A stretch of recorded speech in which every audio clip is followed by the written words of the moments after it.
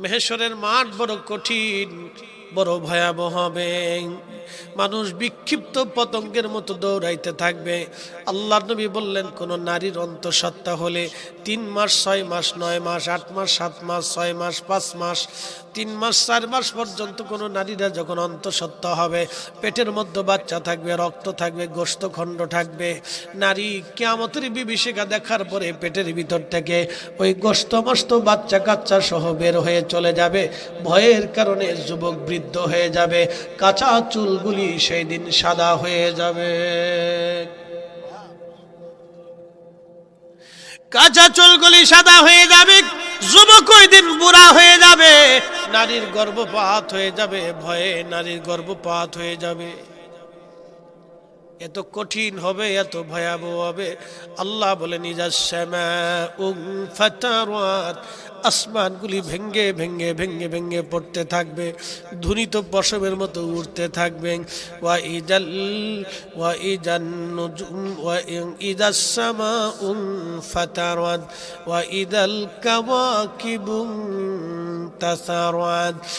নক্ষত্রগুলি ভেঙ্গে ভেঙ্গে ভেঙ্গে ভেঙ্গে ভেঙ্গে ভেঙ্গে বিক্ষিপ্ত ভাবে একবারে ছড়িয়ে ছিটিয়ে পড়তে থাকবে। আহা, আপনি যে পৃথিবীর মধ্যে বাস করেন, এই পৃথিবীটা একটা জগতের মধ্যে বাস করে। এই জগতের নাম হলো সৌরজগৎ। এই সৌরজগৎটা আর একটা জগতের মধ্যে বাস করে। এই জগতের নাম হচ্ছে মিল্কি ওয়ে ছায়াপথ। ছায়াপথের মধ্যে 10,000 কোটি নক্ষত্র আছে, 10,000 কোটি নক্ষত্র আছে। এই ছায়াপথের মতো আরো একটা মহাবিশ্ব আছে, মহাবিশ্বের নাম গ্যালাক্সি। এই গ্যালাক্সির মধ্যে আরো 10,000 কোটি নক্ষত্র আছে। এই ছায়াপথ এবং গ্যালাক্সির মতো মহাশূন্যে আমার আল্লাহ আরো 10,000 কোটি মহাবিশ্ব রচনা করেছেন, মহাবিশ্ব রচনা করেছেন। এই মহাবিশ্বের পরে মহাশূন্য, মহাশূন্যের পরে প্রথম আসমান। এই সমস্ত যাবতীয় নক্ষত্রমালাগুলি ভেঙ্গে ভেঙ্গে ভেঙ্গে ভেঙ্গে ছড়িয়ে ছিটিয়ে পড়তে থাকবে। চাঁদের জায়গা চাঁদ থাকবে না, সূর্যের জায়গা সূর্য থাকবে না। অথচ এখন সূর্য আল্লাহর আইনে, আল্লাহর নিয়মে উদয় হয়, আল্লাহর নিয়মে অস্ত যায়। চাঁদ আল্লাহর নিয়মে উদয় হয়, আল্লাহর নিয়মে অস্ত যায়। পৃথিবীতে আল্লাহর নিয়মে শীত আসে, আল্লাহর নিয়মে শীতগুলি চলে যায়। পৃথিবীতে আল্লাহর নিয়মে বৃষ্টি আসে, আবার আল্লাহর নিয়মে বৃষ্টিগুলি চলে যায়। আবার আল্লাহর নিয়মে গরম আসে, আবার আল্লাহর নিয়মে বৃষ্টি আসে। কথা কন না কেন? কার নিয়মে আসে? আল্লাহর নিয়মে আসে। গত বছর প্রচন্ড গরম শুরু হয়ে গেল। প্রচন্ড গরমে সালাতুল ইস্তিসকার নামাজ মানুষ যেখানে সেখানে পড়া শুরু করলো। এত নামাজ পড়ে গরম যায় না, এত নামাজ পড়ে বৃষ্টি আসে না। কেন আসে না জানেন? মাফ করে দিবেন। আহা, সেদিন এক ভদ্র মহিলা আমাকে ফোন দিচ্ছে, হুজুর একটা মাসালা দিবেন। বলো, কি মাসালা বলেন? হুজুর মাফ করবেন, আমার স্বামী তার সৎ বোনের মেয়ের সাথে জিনা করে।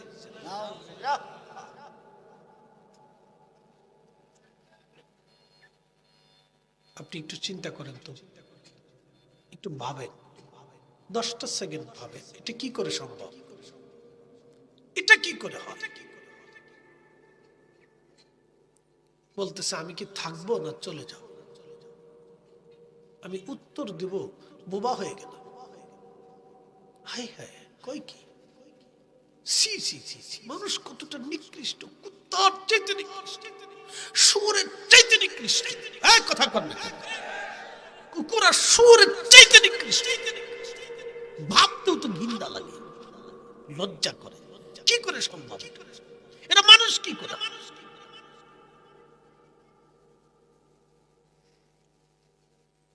ভাবতেছেন আমাদের দোয়ায় বৃষ্টি হয়? অবশ্যই না। আমরা যে পরিমাণে গুনাহ করি, তাতে আল্লাহ আমাদের উপর পাথর নিক্ষেপ করার কথা ছিল। পাথর নিক্ষেপ করার কথা ছিল আমার রবের। যে পরিমাণে আমরা অপরাধ করি, পাথর নিক্ষেপ করার কথা। পাথর, প্রিয় উপস্থিতি হাজিরিন, মনোযোগের সাথে কথাগুলি শুনবেন। কিয়ামত অত্যাসন্ন, অবশ্যই আসবে। আল কারিয়া তুমাল কারিয়া, ওয়ামা আদরাকা মাল কারিয়া ইয়াউমা ইয়াকুনুন নাসু কাল ফারাশিল মাবসুস ওয়া তাকুনুল জিবালু কাল ইহনিল মানফুশ। একবার জোরে বলা যাবে কি আল্লাহু আকবার। পৃথিবীর সবচেয়ে বড় পাহাড়ের নাম মাউন্ট এভারেস্ট। পৃথিবীর সবচেয়ে বড় পাহাড়ের নাম মাউন্ট এভারেস্ট।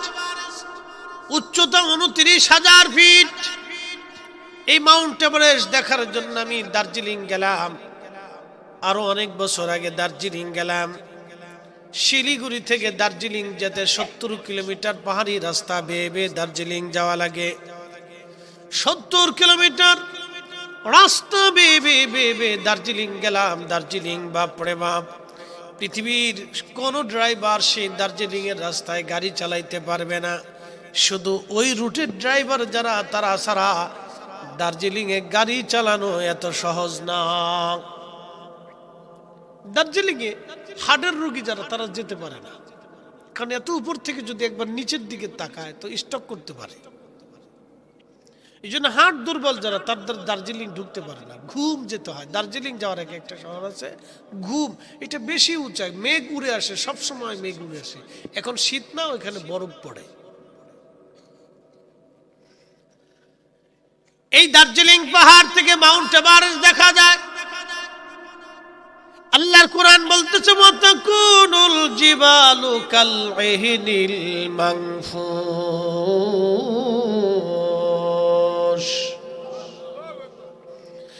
এই পাহাড়গুলি ধ্বনিত পশমের মতো উড়ে উড়ে চলে যাবে। একসাথে বলবেন আল্লাহু আকবার। কি উড়ে যাবে? পাহাড়। একসাথে বলেন কি উড়ে যাবে? পাহাড়। কত বড় পাহাড়?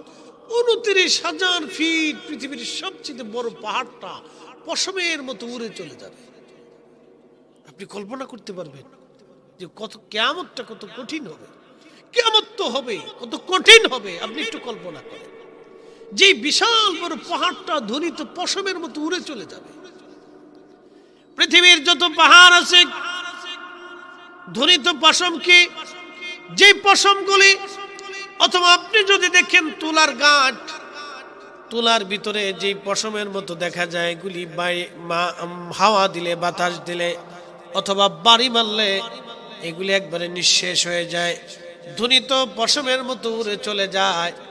আহা, কিয়ামতের ময়দানে, সেই বিভীষিকার ময়দানের দিনে এই পাহাড়গুলি ধ্বনিত পশমের মতো উড়ে চলে যাবে। আর মানব জাতিগুলি বিক্ষিপ্ত পতমের মতো তারা ছুটাছুটি করতে থাকবে।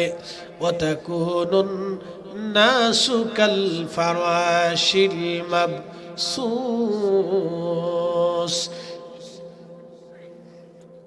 বন্ধু আমার, ওয়াতাকুনুল জিবালু কাল ইহনিল মানফুশ।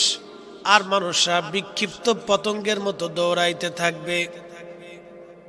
অ্যাটেনশন, বাঁচার জন্য সবাই দৌড়ায় না? প্রচন্ড দৌড়ান দৌড়ায়। বিক্ষিপ্ত পতঙ্গ যেগুলি আছে ছন্নছাড়া হয়ে এদিক সেদিক এদিক সেদিক, বাঁচার জন্য সবাই পালাইতে থাকে।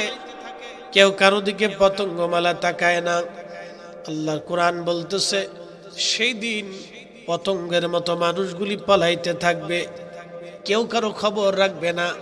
না মা সন্তানের খবর রাখবে, না সন্তান মায়ের খবর রাখবে, না বাবা সন্তানের খবর রাখবে, না সন্তান বাবার খবর রাখবে, না বন্ধু বন্ধুর খবর রাখবে, না ভাই ভাইয়ের খবর রাখবে, না বোন ভাইয়ের খবর রাখবে। কেউ কারো খবর রাখবে না। আল্লাহর নবী বলেন উম্মত ওই ময়দানে হাসরে 3 জায়গা কেউ কারো খবর রাখবে না। 1 নম্বর মিজানের পাল্লায় কেউ কারো খবর রাখবে না। যখন মিজান পাল্লা প্রতিষ্ঠিত হবে তখন মানুষ পতঙ্গের মতো দৌড়াবে, আল্লাহর সামনে সিরিয়াল করে দাঁড়াবে। কোটি কোটি মানুষ আল্লাহর আদালতের সামনে দাঁড়াবে। সেই দিন মিজানের পাল্লার সামনে সরাসরি সবাই দাঁড়াবে। কত কঠিন হবে সেই দিন, কত ভয়াবহ হবে। আল্লাহর নবী বলেন, উম্মত সেই কঠিন দিনে মা সন্তান ভুলে যাবে, সন্তান মা ভুলে যাবে, বন্ধু বন্ধুকে ভুলে যাবে, কেউ কারো কথা মনে রাখবে না। ওই সময় সবার একটাই চিন্তা, আমার গুনার পাল্লা ভারী হবে না নেকের পাল্লা ভারী হবে। এই কথাগুলি শুনে যাবেন, আল্লাহ রসুলের বক্তব্য শোনাচ্ছি আমি। সেদিন সব পেরেশান। প্রিয় নবী বলেন, উম্মত সেদিন আমি তোমার মিজানের পাল্লার পাশে দাঁড়িয়ে থাকবো। আসতে হয়ে গেল না? আনা আর একটু জোরে হবে না? চিৎকার মেরে বলবেন আল্লাহু আকবার। বলবেন না ইয়া রাসূলুল্লাহ। নবী লাগবে কিনা? লাগবে কিনা? হাসরে লাগবে কিনা? কবরে লাগবে কিনা? মিজানে লাগবে কিনা? হাউজে লাগবে কিনা? ফুলসিরাতে লাগবে কিনা? আমলনামা ডান হাতে বাম হাতে নবী লাগবে কিনা? রসুল লাগবে না কোন জায়গা আমাকে বলে দেন, বেহেশত গেলেও নবী লাগবে। একসাথে বলেন তো আল্লাহু আকবার। আপনি বুঝেন তো, মিজানে সব ভুলে যাবে, ফুলসিরাতে সবাই আপনাকে ভুলে যাবে, কবরে বুঝি সবাই মনে রাখবে? কবরে মনে রাখবে? এই আমার দিকে হাত বাড়ান। বাবা মা কবরে গেছে এরকম ব্যক্তি হাত তোলেন তো। বাবা মা, কেউ না কেউ কবরে গেছে। বাবা মা, বাবা মা, এদের দুইজনের মধ্যে কেউ না কেউ কবরে গেছে আমার মতো। হাত তোলেন তো, হাত উঁচা করে, একটু লম্বা করে উঁচা করেন। আচ্ছা উঁচা করে ধরে রাখেন, আমি বলতেছি আপনাকে। আচ্ছা বলেন, এই সপ্তাহের মধ্যে, এই সপ্তাহের মধ্যে যে যে বাবা মার কবরের পাশে দাঁড়াইছেন, শেষে হাত উঁচা রাখবেন, বাকিরা হাত নামাই দিবেন। এই সপ্তাহের মধ্যে বাবা মার কবরের পাশে কে গেছেন, দাঁড়াইছেন, তারা হাত উঁচা করে রাখেন।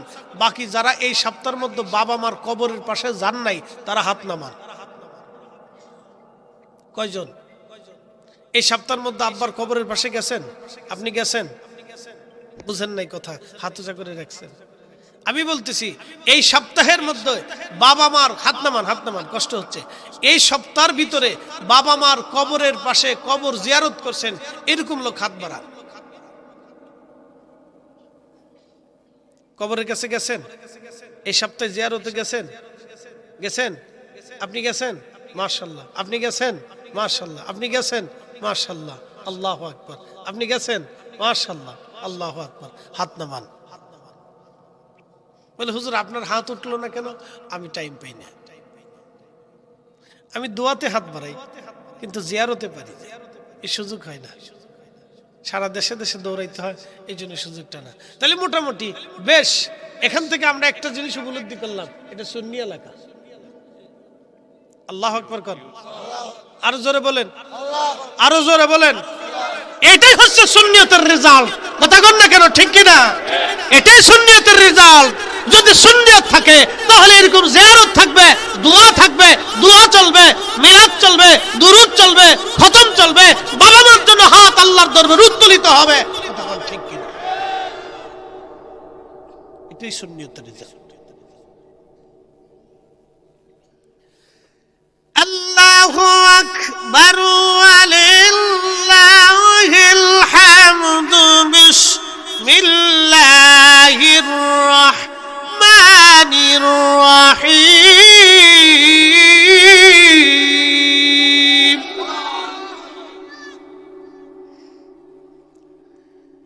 ইন্না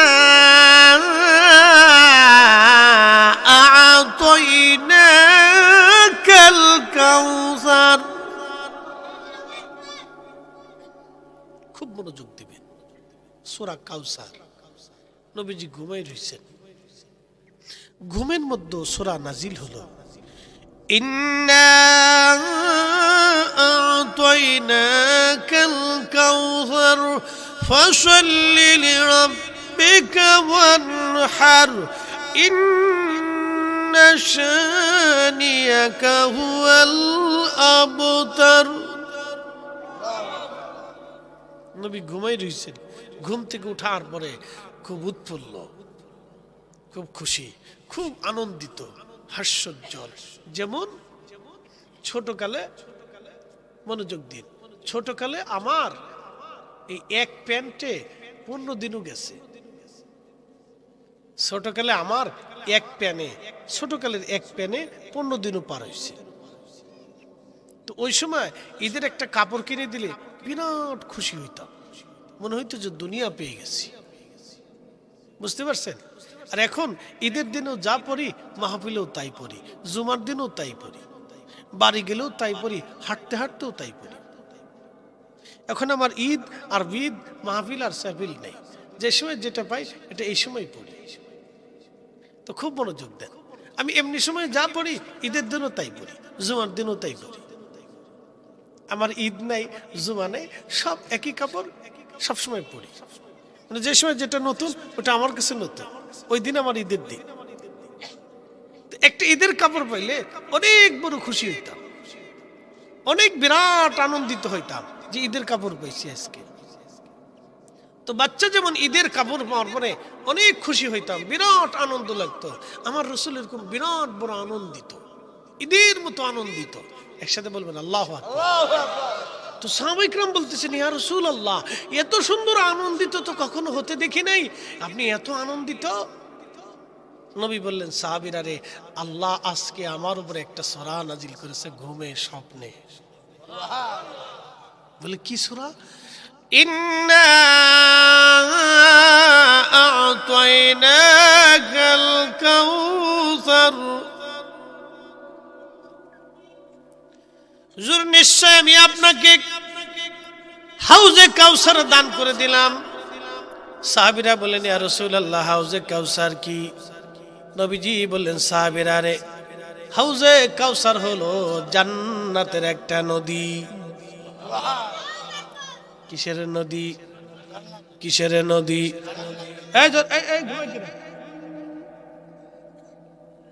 মোরাকাবা গেছে কেটে, এটা খুব চালাক, চাদর মোড়া দিয়ে মোরাকাবে চলে গেছে। না, যাওয়া যাইতো না। একসাথে বলেন, কিসের নদী? জোরে বলেন। হাউজে কাউসার কিসের নদী? ওই জান্নাতের নদীটাই হাসরের ময়দানে আল্লাহ প্রবাহিত করবে, কিন্তু ওটা মূলত হচ্ছে জান্নাতের নদী। আল্লাহু আকবার। কিসের নদী? হাউজে কাউসারের পানি লাগবে নি? কোন জায়গা লাগবে? হাসরেও লাগবে, জান্নাতেও লাগবে। তো হাসরে পাইতে হলে রসুলের কাছে যাইতে হবে, জান্নাতে পাইতে হলে রসুলের কাছে যেতে হবে, জান্নাতেও নবী লাগবে। আপনি ঠিক বললো ঠিক, না ঠিক বললো ঠিক, এটাই চূড়ান্ত ঠিক। আল্লাহ ফায়সালা করে দিচ্ছে, নবী গো, উম্মতকে আপনার প্রতি দায়বদ্ধ করে দিলাম, ও জান্নাতে আসলেও আপনি রাসূলের কাছে তাকে আসতেই হবে। এজন্য জান্নাতেও নবী লাগবে, কবরেও লাগবে, হাসরেও লাগবে, দুনিয়াতেও লাগবে, মরণেও লাগবে। এর চেয়ে আর বেশি কিছু রাসূলের শান বলার আমাদের বুঝানোর আর কিছু নাই। কথা ঠিক আছে না? যে বুঝে না সে তো বুঝে না, দলিল দিলেও বুঝে না। যে মানে না তো সে দলিল দিলেও মানে না, যে মানে সে অল্পতেই মানে। ওয়াজ করলে কি লাভ, শুনলে কি লাভ? লাভ হবে তার আমলে, আমলেও লাভ হবে না নবী প্রেম না থাকলে দিলে। নবী প্রেম থাকলে দিলে লাভ হবে কম, আমলে সুপারিশ করবে নবী রোজ হাসরের ময়দানে। ঠিক কিনা?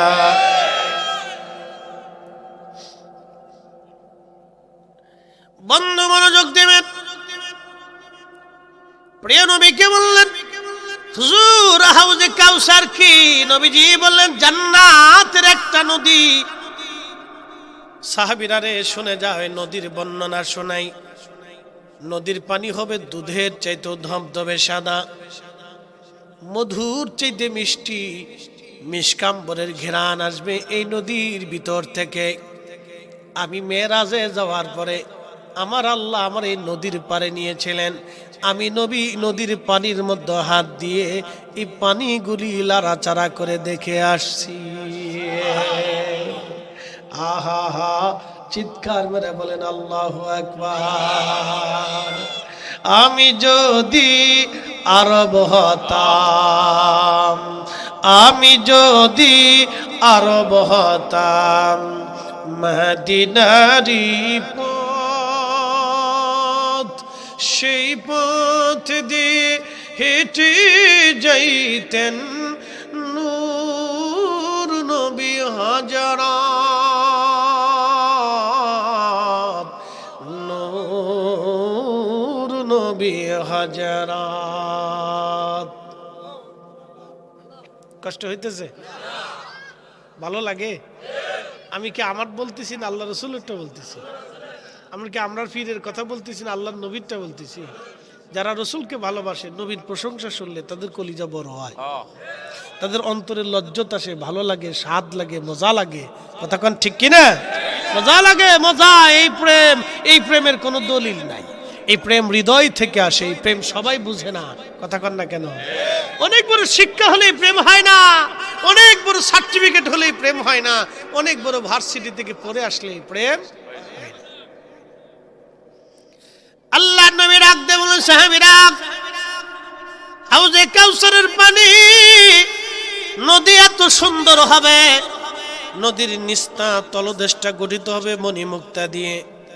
চিন্তা করেন তো কত চমৎকার! মণিমুক্তা দিয়ে, মণিমুক্তা দিয়ে, আহা জহরত দিয়ে নদীর তলদেশটা গঠিত হবে।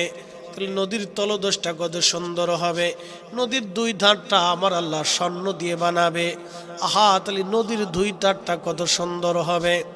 আমার রসুল বলতেছেন, শুনো, নদীর দুই পাশে পান পাত্র থাকবে। পান পাত্র এতই সুন্দর হবে, জমররত দিয়ে, জহরত দিয়ে, মণিমুক্তা দিয়ে, স্বর্ণ দিয়ে আর হীরা মুক্তা দিয়ে এই পান পাত্রগুলি বানানো হবে। এত সুন্দর হবে পান পাত্রগুলি। আহা, পান পাত্রের সংখ্যা হবে আকাশের নক্ষত্র যত, এই পান পাত্রগুলি পেয়ালা হবে তত। হে আমার উম্মত, তোমরা শুনিয়ে নাও, এই নদীর পারে পাখি থাকবে, পাখি ওমর।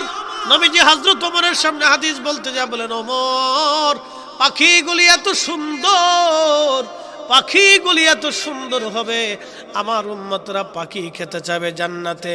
আল্লাহ তাদেরকে হাউজে কাউসারের পাখি খাওয়াবে। এই পাখির গোশত আমার উম্মত যত বেশি খাবে, আমার উম্মতের চেহারা তত সুন্দর হতে থাকবে।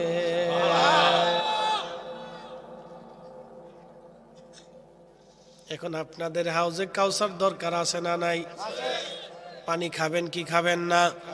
হাউজে কাউসার পানি খাইতে হলে তাহলে সুদ খাওয়া লাগবে, ঘুষ খাওয়া লাগবে, অন্যের জমি মেরে খেতে হবে, অন্যের অর্থ ডাকাতি করতে হবে, চুরি করা লাগবে। না না, আল্লাহ বলে দিলেন, ফাসাল্লি লিরাব্বিকা ওয়ানহার।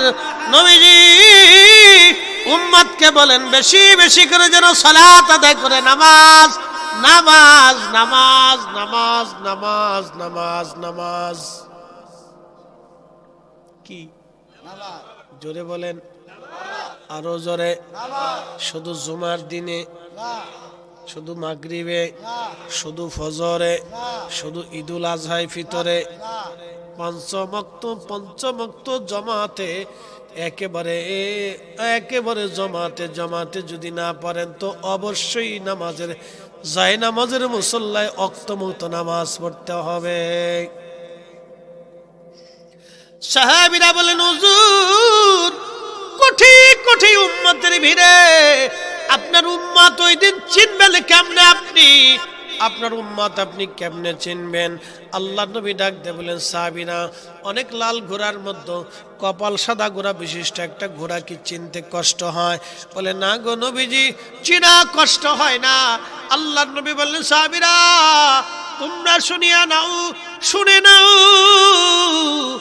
নাও, তোমরা জেনে নাও, আমার উম্মত 5 ওয়াক্ত নামাজ পড়বে। 5 ওয়াক্ত নামাজের কারণে আমার উম্মতের ওযু করবে। ওযুর জায়গাগুলি চকমক করতে থাকবে, ওযুর জায়গাগুলি নূর চমকাইতে থাকবে। আমি আমার উম্মতকে দেখে আল্লাহর জান্নাতে নিয়ে যাব, হাউজে কাউসারের পানি পান করাবো।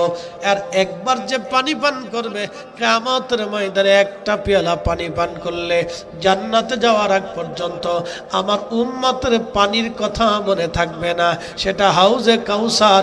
একবার বলেন মারহাবা। কি করা লাগবে? নামাজ।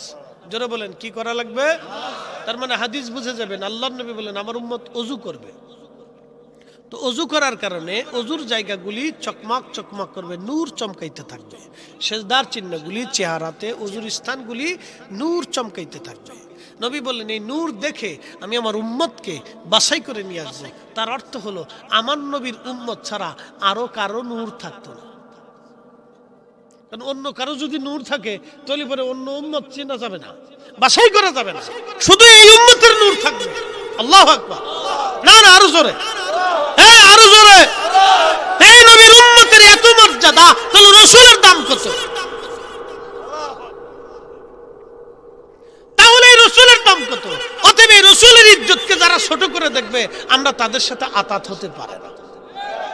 এই আস্তে বলেন কেন, জোরে বলেন, জোরে বলেন। আতাত হতে পারে পারে না, আতাত হয় না তাদের সাথে। কারণ তাদের আতাত করতে হলে তওবা করতে হবে। কথা ঠিক আছে না ভাই? কি করতে হবে? তওবা করতে হবে, ভুল স্বীকার করতে হবে, না আমরা এটা ভুলের মধ্যে ছিলাম। وَمِنَ اللَّيْلِ فَتَهَجَّدْ بِهِ نَافِلَةً لَكَ عَسَىٰ أَن يَبْعَثَكَ رَبُّكَ مَقَامًا مَحْمُودًا।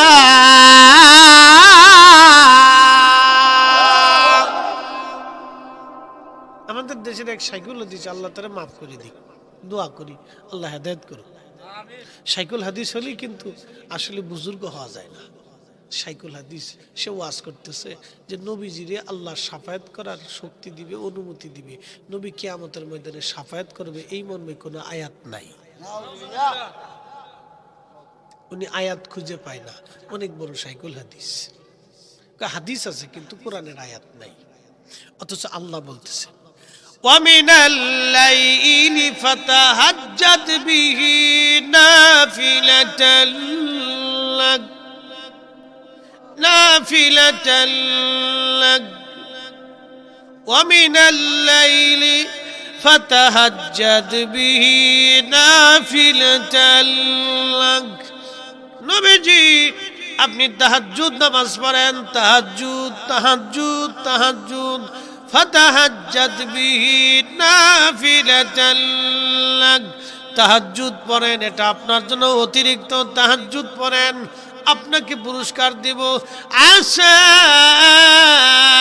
আইয়াবআসাকা রাব্বুকা মাকামান মাহমুদা।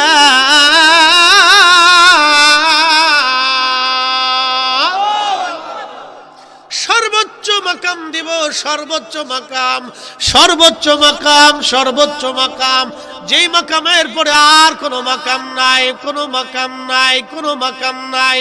এই মাকামের পরে আর কোনো মাকাম নাই, সর্বোচ্চ মাকাম। এই মাকামের পরে আর কোনো মাকাম নাই। সাহাবীরা বলেন হুজুর মাকামে মাহমুদা কি? নবীজি বলেন শাফাআত, শাফাআত, শাফাআত। কিয়ামতের ময়দানে আমি যা চাবো আল্লাহ আমাকে তাই দিবে। আমি যাকে হাত ধরবো আল্লাহ তার হাত ধরবে। আমি যাকে মাফ করব আল্লাহ তাকে মাফ করবে। আমি তাকে হাউজে কাউসার পান করাবো, আল্লাহ তার উপরে রাজি হবে। আমি যাকে টেনে নিয়ে সুপারিশ করব আল্লাহ তাকে ক্ষমা করে দিবে। আমি যাকে খুশি তাকে নিয়ে জান্নাতে চলে যাব, আল্লাহ তার জান্নাতি বানায় দিবে। হাসরের ময়দানে আমি নবী যা চাবো আল্লাহ তা দিবে। আমি যার সুপারিশ করব আল্লাহ কবুল করবে। আমি আল্লাহর কাছে যা বলবো আল্লাহ তাই মেনে নেবে। এটার নাম মাকামে মাহমুদ, এটার নাম শাফাআত, শাফাআত, শাফাআত, শাফাআত। একবার জোরে বলেন মারহাবা। আর কি সর্বোচ্চ মাকাম দিয়ে দিছে, আর কোনো মাকাম নাই, এরপর আর কোনো মর্যাদা নেই। পৃথিবীতে Joe Biden, Trump, Putin, Xi Jinping, তারপরে উত্তর কোরিয়ার ওদের নাম কি, কিং জং উন, নেতানিয়াহু, তারপরে সৌদির বাচ্চা, এরপরে আপনি যদি দেখেন এই জাতিসংঘের মহাসচিব, এরপরে নেটোর মহাসচিব, এরপরে পৃথিবীর কোরিয়ার বাচ্চা, জাপানের প্রেসিডেন্ট, কোরিয়ার প্রেসিডেন্ট, পৃথিবীর বড় বড় উন্নত দেশগুলির প্রেসিডেন্ট যারা আছে, কিয়ামতের ময়দানে একটারও কি শরীরে কাপড় থাকবো নি? জোরে কর, জোরে জোরে জোরে। বাংলাদেশে বসুন্ধরার মালিকের কাপড় চোপড় থাকতো নি? যমুনার মালিকের থাকবো নি? বাংলাদেশের প্রেসিডেন্টের থাকতো নি? প্রধান সেনাপতি থাকবো নি? তারপরে ডক্টর ইউনূস, এতে তো আরো ল্যাংটা হবে, এত সুদের কারবারি করে।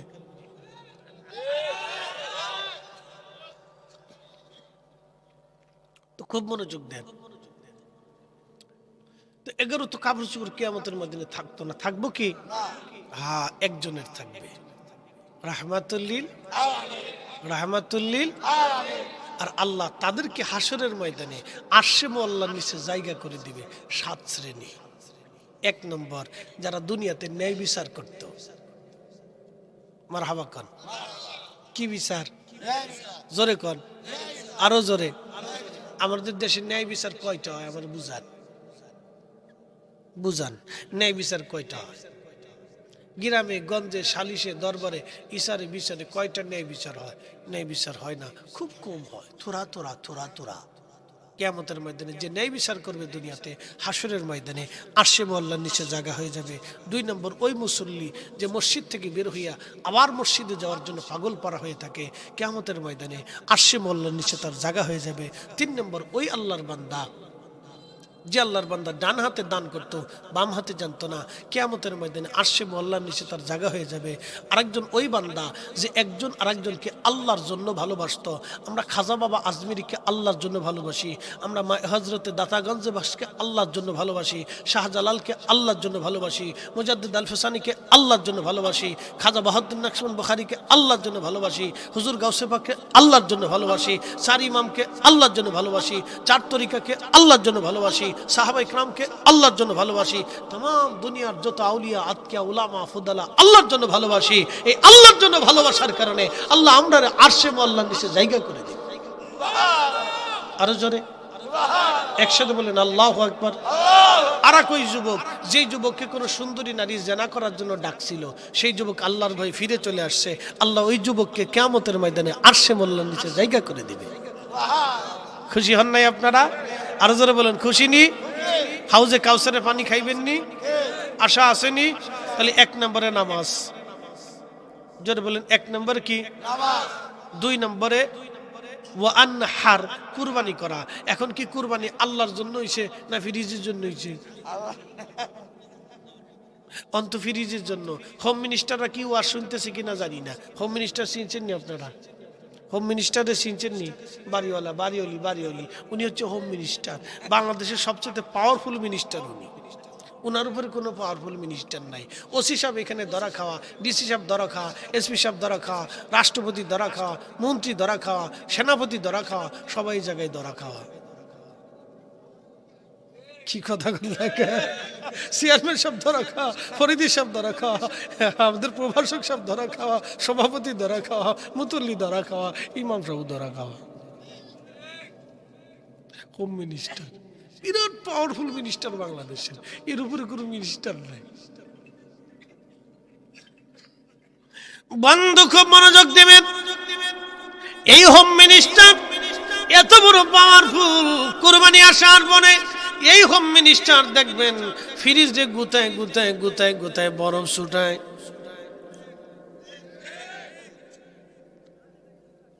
কদ্দূর আড়ানো যায়, যত বরফ আছে গুতায় গুতায় গুতায় গুতায় গুতায় গুতায় বরফে ছুটায় ছুটায় ছুটায় ছুটায় ফ্রিজটা হালকা বানায়,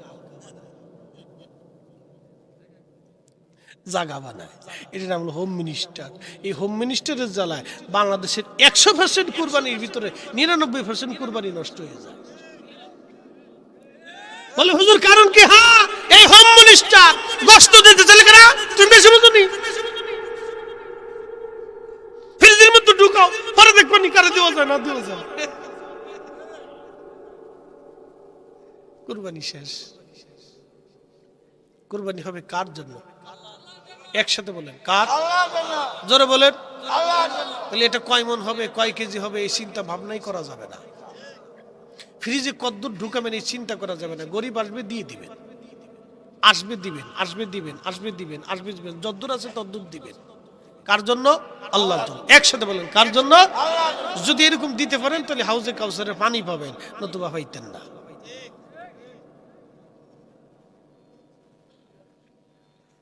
নলি পাইতেন না। প্রিয় উপস্থিতি হাজিরিন, মনোযোগ দেবেন। কুরবানি হবে আল্লাহর জন্য, সালাত হবে, নামাজ হবে আল্লাহর জন্য। এগুলি যদি আল্লাহর জন্য করতে পারেন তাহলে কাজে পরিণত হবে, নতুবা বড় সর্বনাশ। মেহেশরের মাঠ বড় কঠিন, বড় ভয়াবহ হবে। মানুষ বিক্ষিপ্ত পতঙ্গের মতো দৌড়াইতে থাকবে। আল্লাহর নবী বললেন, কোন নারীর অন্তঃসত্ত্বা হলে 3 মাস 6 মাস 9 মাস 8 মাস 7 মাস 6 মাস 5 মাস 3 মাস 4 মাস পর্যন্ত কোনো নারীরা যখন অন্তঃসত্ত্বা হবে, পেটের মধ্যে বাচ্চা থাকবে, রক্ত থাকবে, গোশতখণ্ড থাকবে, নারী কিয়ামতের বিভীষিকা দেখার পরে পেটের ভিতর থেকে ওই গোশতমস্ত বাচ্চা কাচ্চা সহ বের হয়ে চলে যাবে। ভয়ের কারণে যুবক বৃদ্ধ হয়ে যাবে, কাঁচা চুলগুলি সেই দিন সাদা হয়ে যাবে।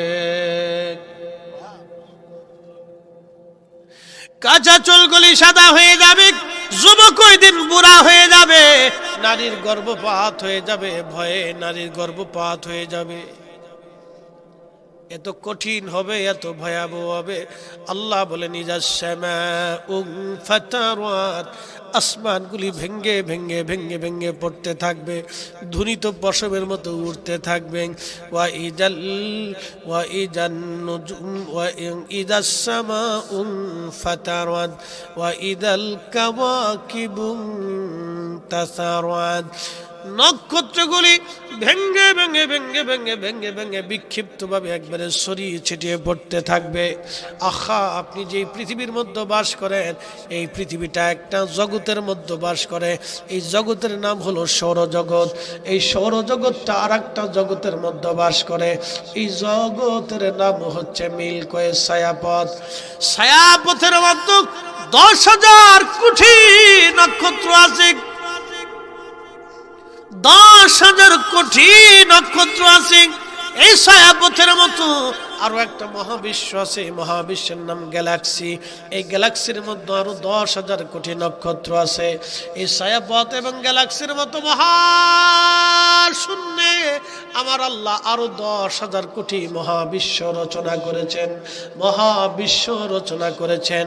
এই মহাবিশ্বের পরে মহাশূন্য, মহাশূন্যের পরে প্রথম আসমান। এই সমস্ত যাবতীয় নক্ষত্রমালাগুলি ভেঙ্গে ভেঙ্গে ভেঙ্গে ভেঙ্গে ছড়িয়ে ছিটিয়ে পড়তে থাকবে। চাঁদের জায়গা চাঁদ থাকবে না, সূর্যের জায়গা সূর্য থাকবে না।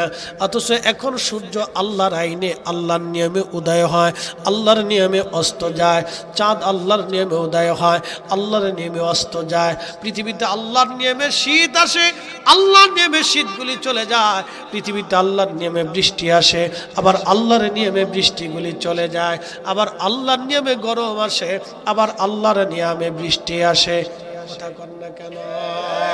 কার নিয়মে আসে? আল্লাহর নিয়মে আসে। গত বছর প্রচন্ড গরম শুরু হয়ে গেল। প্রচন্ড গরমে সালাতুল ইস্তিসকার নামাজ মানুষ যেখানে সেখানে পড়া শুরু করলো। এত নামাজ পড়ে গরম যায় না, এত নামাজ পড়ে বৃষ্টি আসে না। কেন আসে না জানেন? মাফ করে দিবেন। আহা, সেদিন এক ভদ্র মহিলা আমাকে ফোন দিচ্ছে, হুজুর একটা মাসালা দিবেন। বলো, কি মাসালা বলেন? হুজুর মাফ করবেন, আমার স্বামী তার সৎ বোনের মেয়ের সাথে জেনা করে।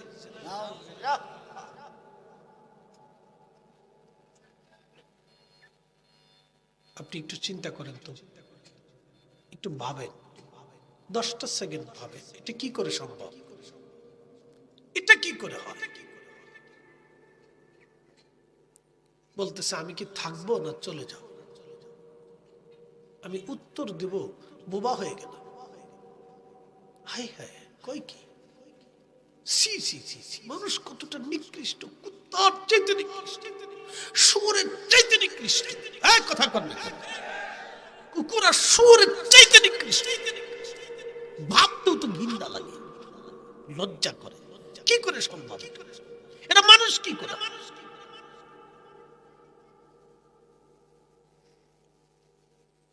ভাবতেছেন আমাদের দোয়ায় বৃষ্টি হয়?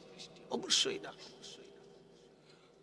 আমরা যে পরিমাণে গুনাহ করি, তাতে আল্লাহ আমাদের উপর পাথর নিক্ষেপ করার কথা ছিল। পাথর নিক্ষেপ করার কথা ছিল আমার রবের। যে পরিমাণে আমরা অপরাধ করি, পাথর নিক্ষেপ করার কথা, পাথর। কিন্তু বৃষ্টি কেন আল্লাহ দেয়? আজকে একটা ঘটনা শোনাই। আল্লামা ইমাম ইবনে কাসির আল বেদায়ের মধ্যে লেখেন, সুলাইমান আলাইহিস সালামের জমানায় বৃষ্টি নাই, প্রচন্ড বৃষ্টির অভাবে খরা পড়ে গেল, ফসলগুলি নষ্ট হয়, দুর্ভিক্ষের উপক্রম। উম্মতেরা এসে বলল, গো আল্লাহর পয়গম্বর, বৃষ্টির বড় দরকার, বৃষ্টি নাই, আমরা বৃষ্টি চাই। আল্লাহ আমাদের উপরে বেজার, নবী গো বৃষ্টির বড় প্রয়োজন, বৃষ্টির বড় দরকার।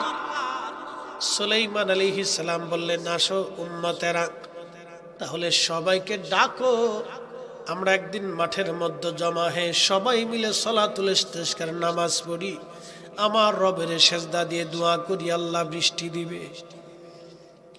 সমস্ত উম্মত নিয়ে ময়দানে সুলাইমান আলাইহিস সালাম যখন রওনা করলেন, কিছু দূর যাওয়ার পরে সুলাইমান নবী দেখে একটা ব্যাঙ। কি জোরে বলেন, এই ঘুমটম দিন, ঝিম দিন না, রাত বেশি। হ্যাঁ কি জোরে বলেন, কি ব্যাঙ? কেমন রাত 12টা 8 মিনিট বাজে, ও তো জিম দিল ওই তো পারাপারি। তারপরও একবারে 12:30 পর্যন্ত আপনাদেরকে সময় দিয়ে ইনশাআল্লাহ দোয়া করে দোয়া নিয়ে যাব। একসাথে বলেন আল্লাহু আকবার। আমাদের 15 তারিখ থেকে অনুষ্ঠান শুরু, জানেন, লক্ষ লক্ষ মানুষের বিরাট বড় ইন্তজাম। এখানে আলিমুল আমাদের ম্যানেজমেন্টটা আমাদের এই 2-3 জনের হাতে, তো বিশেষ করে আমার উপর অনেক কিছু নির্ভর করে, যার কারণে আমার এই ঝামেলা একটু বেশি। তা খুব মনোযোগ দিবেন। তো যে কথাগুলি বলছিলাম, যে ব্যাঙ, সুলাইমান আলাইহিস সালাম দেখতেছে ব্যাঙ, তার সামনের যে পা, ব্যাঙের কয় পা? 4 পা না? 4 পা। 4 পা ধরেন আর হাত ধরেন, যাই ধরেন, সামনের পা উঁচা করে দিয়ে আল্লাহু আকবার। না না, জোরে জোরে বলেন, হ্যাঁ হ্যাঁ আরো জোরে। কয় পা উঁচা করছে? 2 পা। জোরে বলেন, কয় পা? ওই 2 পা মানে ওর 2 হাত। আল্লাহু আকবার। আমি হাদিসটা পড়ার পরে আশ্চর্য হয়ে গেলাম যে আমাদের দেশে যারা দোয়া মানে না, ওদের মতো নিকৃষ্ট পৃথিবীতে আর কেউ নাই। ব্যাঙেও আল্লাহর দরবারে হাত ভরে দোয়া করে, আর আমাদের দেশের মুসলমানের হাত উঁচা করতে আল্লাহর কাছে লজ্জা করে, ওরা বেদাতের ফতোয়া দেয়। ওই সব কটা হলো ইহুদির দালাল। হ্যাঁ, হাত উঁচা করে বলেন, কথা কন না কেন? সব শয়তানের দালাল, কথা কন ঠিক কিনা? দোয়া চলবে কি চলবে না? হবে কি হবে না? ব্যাঙে আল্লাহর দরবারে হাত তুলে দোয়া করতেছে, 2 পার উপরে ভর দিয়ে 2 হাত উঁচা করে কাঁদতেছে। ব্যাঙে দেখেন না শব্দ করে, হঠাৎ হঠাৎ হঠাৎ, এরকম একটা শব্দ হয় না ব্যাঙে? ব্যাঙে ওই যে মানুষ আর মুরব্বীরা বলতো, আরে ব্যাঙে ডাকতেছে বৃষ্টি হইব, কথা কিন্তু সুন্দর, দলিল আছে। কি আছে? ব্যাঙে ডাকলে বৃষ্টি হইব, দলিল আছে। কারণ ব্যাঙে যখন কান্দে তখন পানির লেগে কান্দে, ব্যাঙের তার অন্য কিছুর দরকার না, ব্যাঙের পানির দরকার। কি কথা ঠিক আছে না? ব্যাঙের পানির দরকার, আর হাঁসের পানির দরকার, আর মহিষের পানির দরকার, মাছের পানির দরকার। ব্যাঙের সামনে 2 হাত উঁচা করে কাঁদতেছে, আল্লাহ তুমি আমরারে মাখলুক বানাইছো, তোমার সৃষ্টি করে দুনিয়াতে পাঠাইছো, আমরার পানি ছাড়া চলে না। তুমি তো জানো আমরার পানি লাগে। আল্লাহ আল্লাহ আমরার ব্যাঙের দল হাত বাড়াইছি, আল্লাহ আমরারে পানি দাও, আল্লাহ বৃষ্টি দাও। আল্লাহ তুমি আমরারে সৃষ্টি করছো, পানি ছাড়া আমরার চলে না, তুমি তো জানো। আল্লাহ তারপর বৃষ্টি দাও, আল্লাহ পানি লাগবে, আল্লাহ বৃষ্টি দাও, আল্লাহ পানি লাগবে, আল্লাহ বৃষ্টি দাও, আল্লাহ পানি লাগবে। ব্যাঙে খুব হাত বাড়ায় অনুনয় বিনয় করে আল্লাহর কাছে কাঁদতেছে। সুলাইমান আলাইহিস সালাম ব্যাঙের এই কান্নাকাটি দেখে মুস্কি মুস্কি আসে। উম্মতরে ডাক দেখো, উম্মতের আরে চল, বাড়ি ফিরে চল। হুজুর সালাতুল ইস্তিসকার পড়বো, বৃষ্টির জন্য নামাজ পড়বো। নামাজ আর পড়া লাগবে না, দোয়া আর করা লাগবে না, ব্যাঙে দোয়া করতেছে। কিসে দোয়া করে? হ্যাঁ জোরে বলেন, কিসে?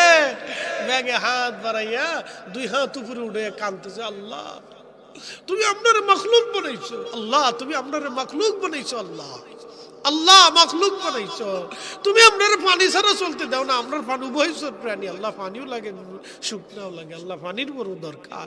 আল্লাহ বড় কষ্টের মধ্যে পড়ে গেছে, আল্লাহ আমরা ব্যাঙ তোমার দরবার হাত বাড়াইছি, আল্লাহ বৃষ্টি দাও, আল্লাহ বৃষ্টি দাও, আল্লাহ বৃষ্টি দাও, আল্লাহ বৃষ্টি দাও। সুলাইমান আলাইহিস সালাম ডাক দেখ, ও উম্মতেরা রে, ব্যাঙের দোয়া আল্লাহর কাছে কবুল হয়ে গেছে, ব্যাঙের কথা আল্লাহর খুব মায়া লেগে গেছে, তোমরা আর দোয়া করা লাগবে না, ব্যাঙের কারণে আল্লাহ বৃষ্টি দিয়ে দেবো। চলো ভাই চলো, তাহলে বুঝা গেল শুধু আমাদের দোয়ায় বৃষ্টি হয় না, আমাদের দোয়ায় ফসল হয় না, আমাদের দোয়ায় খাবার আসে না, আমাদের দোয়ায় ফল হয় না, আমাদের দোয়ায় মাছ হয় না। আরো প্রাণীকুলরাও দোয়া করে, বিড়ালে দোয়া করে, আল্লাহ মাছ দিয়ে দাও, নাহলে আমি তো খাইতে পারি না। কুত্তা কয় আল্লাহ একটু বেশি বেশি করে দিও, নাহলে ওই বান্দা উচ্ছিষ্ট ফেলায় না, আপনার কষ্ট হয়। কি কথা কথা বুঝা জরুরি, বুঝতে পারছেন? আল্লাহ রব্বুল আলামিন, রব এই শব্দ যদি বুঝেন তাহলে বুঝবেন আল্লাহ কি। রব লালন পালন করতে বলা, একটা দিয়ে আরেকটা, একটা দিয়ে আরেকটা, একটা দিয়ে আরেকটা, একটা দিয়ে আরেকটা আল্লাহ লালন পালন করে। তাহলে কার দোয়া কবুল হইল? জোরে কর। আমরার দোয়া সবসময় কবুল হয় না, আমাদের কারণে দোয়া আল্লাহ দেয় না। আল্লাহ রাসূল বলছেন, উম্মত তোমরা গরিবদেরকে মাহরুম করো না, কারণ গরিবদের কারণে আল্লাহ তোমাদের রিজিক পাঠায়। এই যারা গরিব আছেন শুনে যান, আপনাদের কারণে আল্লাহ আমরা রিজিক দেয়। বলে হুজুর কেন? হ্যাঁ, গরিবের কারণে আল্লাহ আমাদের রিজিক দেয়। বলে কারণ কি? গরিবের কারণে আল্লাহ আমাদের রিজিক দেয়, এই জন্য আমরা পরীক্ষা দেয় আল্লাহ, দেখি আমার গরিবে খাবার দেয় কিনা। এই জন্য আমরা মিলাদুন নবীর মাহফিল করি না, মিলাদ দেই না, বাড়িতে ফাতিহা দোয়া ইন্তজাম করি না, খাবারের ইন্তজাম করি না। শুধু ধনীদেরকে খাওয়াই না, গরিবদেরকে খাওয়াই।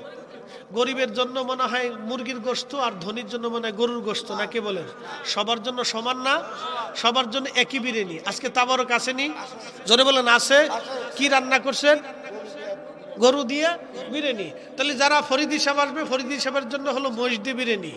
অলিতলার ফির সাহেবের জন্য মনে হয় এই মহিষ দিয়ে বিরিয়ানি। হুজুর আইসে গেছে, নারে তাকবীর, নারে রিসালাত, নারে রিসালাত।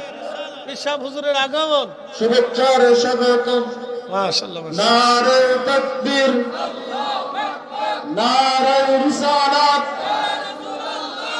আহলে সুন্নাত ওয়াল জামাত। অলিতলা দরবার শরীফ বিশ্বহুজুরের আগমন, অলিতলা দরবার শরীফের বিশ্বহুজুরের আগমন। নারে তাকবীর, নারে রিসালাত, নারে গাউসিয়া, আহলে সুন্নাত ওয়াল জামাত। অলিতলা লতিফিয়া দরবার শরীফ